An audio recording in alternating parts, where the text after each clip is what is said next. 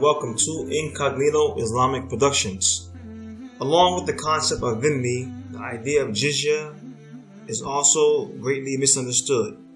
Orientalists like Wellhausen and Becker have been in the lead to mislead people on these issues, and the missionary Islamophobes simply buy their blatant lies. Let's dig into it. What is Jizya? Allah Almighty says in the Quran, the translation, until they pay Jizya with their own hands while they are subdued. As to the words they are subdued, as Shafi'i, the Imam, explains that it means Islamic rulings are enforced on them. Classical Muslim lexicographer Raghib al-Isfahani, he writes about Jizya, it's a tax that is levied on dhimmis, and it is so named because it is in return for the protection that they are guaranteed. The purpose of Jizya. The purpose of this taxation is to make the non-Muslims support the government under which they are living and being protected from all sorts of aggression. In the prime time of Islamic civilization, if the Muslims could not protect the dhimmis, they did not levy Jizya tax on them. Following examples testifies to this fact. In a treaty made by Khalid with some town in the neighborhood of Hira, he writes, if we protect you, then Jizya is due to us. But if we do not, then it is not. After the Muslims had captured Hims, Emesa, and taken the Jizya as agreed in an agreement signed when the Muslims entered the city, it was learnt that Roman Emperor Heraclius was advancing with a large army. Abu Ubaidah, may Allah be pleased with him, he said, who was a Muslim commander in the Syrian front, ordered all the dues taken as Jizya to be returned to the peoples of the city. According to Beladori, the people of the city were told, we are not able to defend you anymore, and now you have complete authority over your matters. Al-Azadi, he narrates the same with the following wordings. We have returned your wealth back to you because we detest taking your wealth and then failing to protect your land. We are moving to another area and have called upon our brethren, and then we will fight our enemy. If Allah helps us defeat them, we shall fulfill our covenant with you, except that you yourselves do not like it then. Al-Baradhuri, he quotes the response of the people of Hims. Verily, your rule and justice is dearer to us than the tyranny and oppression in which we used to live. And Al-Azadi, he quotes their even more emphatic reaction to the Muslim way of dealings. They said, may Allah again make you ruler over us, and may God's curse be upon the Byzantines who used to rule over us. By the Lord, had it been they would have never returned us anything. Instead, they would have seized all they could from our possessions. Montesquieu also highlights how the Muslim treatment of masses were far better than what preceded them under the Byzantine Greeks. He writes, it was this excess of taxes that occasioned the prodigious facility with which the Mohammedans carried on conquests. Instead of a continual series of extortions devised by the subtle avarice of the Greek emperors, the people were subjected to a simple tribute, which was paid and collected with ease. Thus they were far happier in obeying a barbarous nation than a corrupt government, in which they suffered every inconvenience of loss, liberty, with all the horror of present slavery. However, mark his inherent hatred in the words barbarous nation and horror of present slavery, which does not fit into the historical account that he gives, but perhaps goes fine with his prejudice. It is also a compensation for exemption from any kind of military service. As Al-Alusi writes, it is so because otherwise, when required, it is obligatory upon every citizen of the state to help the state in war. In fact, this seems to be a more valid reason because it was not levied on women and the old, as they were not expected to give any operational military assistance. Sir Thomas Arnold, he writes, when any Christian people served in the Muslim army, they were exempted from the payment of this tax.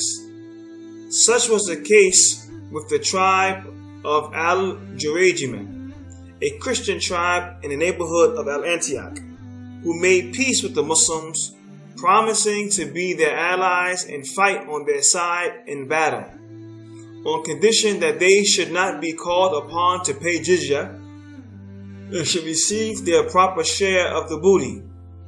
When the Arab conquests were pushed to the north of Persia in 22 AH, a similar agreement was made with a frontier tribe, which was exempted from the payment of jizya in consideration of military service.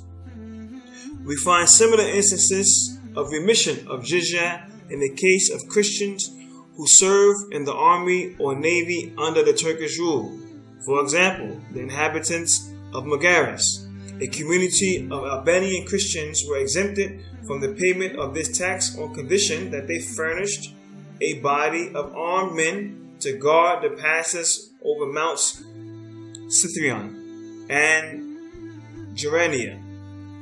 The Christians who serve as pioneers of the advanced guard of the Turkish army, repairing the roads and bridges, were likewise exempt from the tribute and received grants of land, quit of all taxation.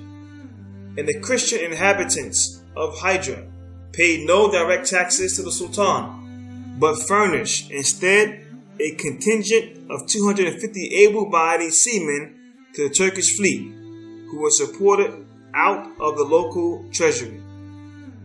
All are required to pay jizya.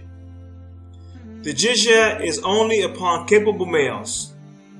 Imam Ibn Qayyim, he writes, there is no jizya on the kids, women, and the insane. This is the view of the four Imams. Ibn Munzar, he said, I do not know anyone to have differed with them. Abu Muhammad ibn Qudama, he said in Al-Mughni, we do not know of any difference of opinion among the learned on this issue. And there is no jizya upon the aged, one suffering from chronic disease, the blind, and the patient who has no hope of recovery, and has despised of his health, even if they have enough.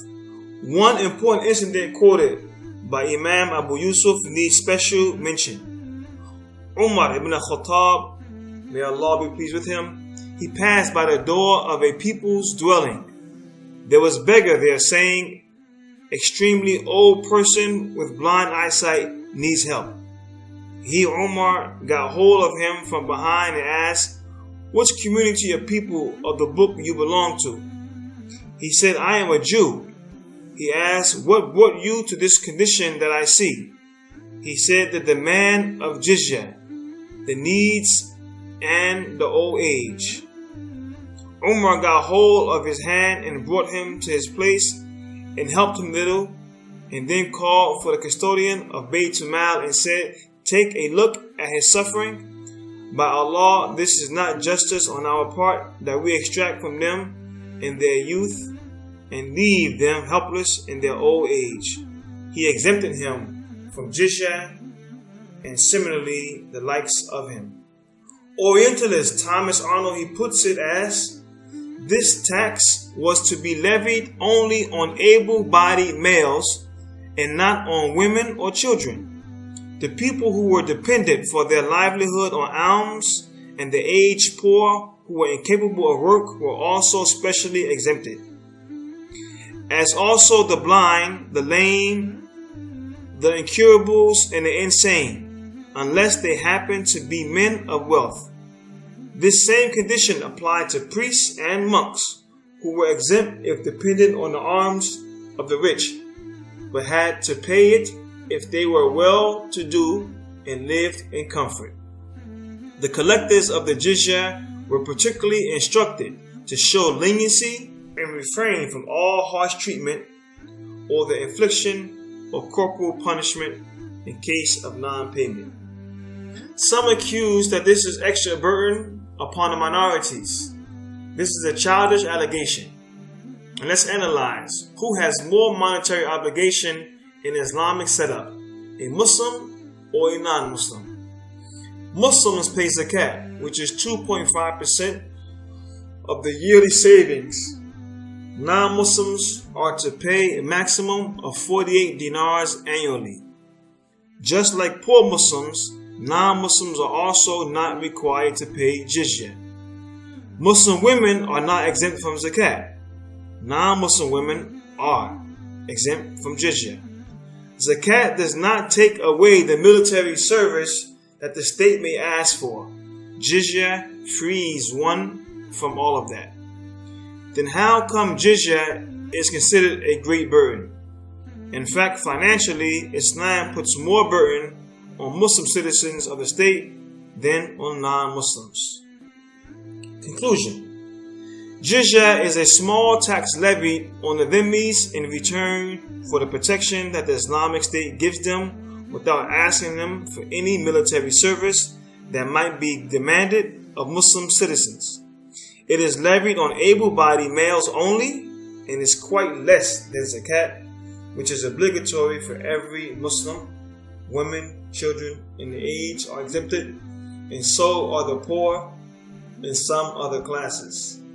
Muslim history shows Muslims always stood for their commitments that gave them the right to demand jizya.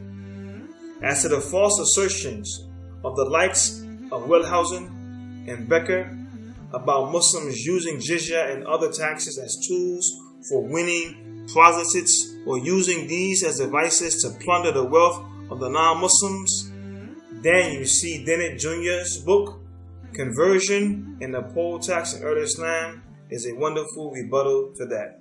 And Allah knows best.